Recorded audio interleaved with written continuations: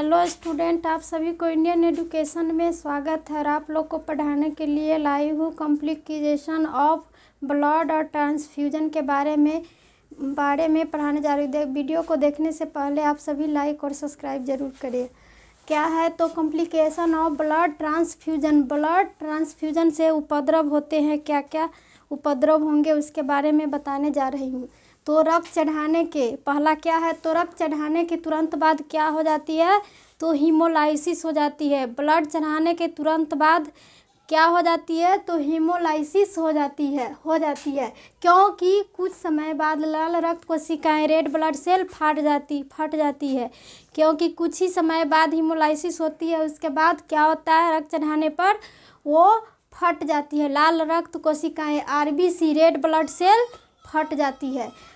दूसरा नंबर क्या है, तो ज्वर हो जाता है। दूसरा नंबर में क्या है, तो ज्वर हो जाता है। ज्वर की अति गंभीर अवस्था में कपकपी भी साथ में क्या होती है, तो ज्वर हो जाती है। और साथ में क्यों बीमारी ले आती है, तो कपकपी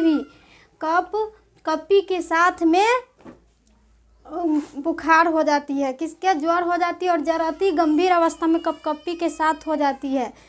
तीसरा नंबर क्या है, तो एलर्जी 1% रोगियों में रक्त चढ़ाने के बाद शरीर पर पीती यूटेरिया या उछल आती है। क्या हो जाती है, तो प्रत्येक रोगी को एलर्जी 1% रोगियों को में रक्त चढ़ाने के बाद ही शरीर पर पीत उछल आती है। क्या हो जाती है, तो 1% रोगियों में रक्त चढ़ाने के बाद ही शरीर पर क्या हो जाती है, तो पीत उछल आती है। या उन केसेस में अधिक होता है और इन केस में क्या होता है, तो अधिक होता है। एलर्जी अधिक होता है जब किसी रोगी को एक ही रक्तदाता का रक्त बार बार चढ़ाया जाता है। जब क्या हो जाता है, एक ही रोगी को बार बार एक ही ब्लड क्या होता है, चढ़ाया जाता है। तो इसके कारण क्या हो जाता है, तो यह एलर्जी होता है 1% रोगियों में और पीत उछल आती है।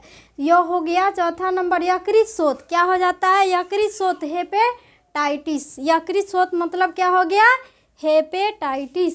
लगभग 2 से 3 माह पश्चात, लगभग कितने, तो 2 से 3 माह तक 0.8% में ऐसा होते हैं, देखा गया है। क्या हुआ है, तो हेपेटाइटिस 2 से 3 माह के पश्चात, 2 से हेपेटाइटिस क्या होती है, तो 2 से 3 माह के पश्चात 0.8% में ऐसा होते देखा गया है। मलेरिया, अब क्या है, तो मलेरिया यह देखा गया है कि ब्लड ट्रांसफ्यूजन के बाद अक्सर मलेरिया हो जाता है। ब्लड ट्रांसफ्यूजन के बाद क्या होता है, तो अक्सर क्या हो जाती है, तो मलेरिया हो जाती है। क्या हो जाती है, अक्सर ब्लड ट्रांसफ्यूजन करने पर तो अक्सर मलेरिया हो जाती है। सिफिलिस, फिर क्या हो जाती है ब्लड ट्रांसफ्यूजन करने पर, तो सिफिलिस हो जाती है। फिर एड्स रोग, क्या होगा, तो एड्स रोग। ब्लड ट्रांसफ्यूजन के बाद एड्स होने की भी पर्याप्त संभावना रहती है। एड्स रोग क्या होती है, तो ब्लड ट्रांसफ्यूजन के बाद एड्स होने की पर्याप्त संभावना रहती है।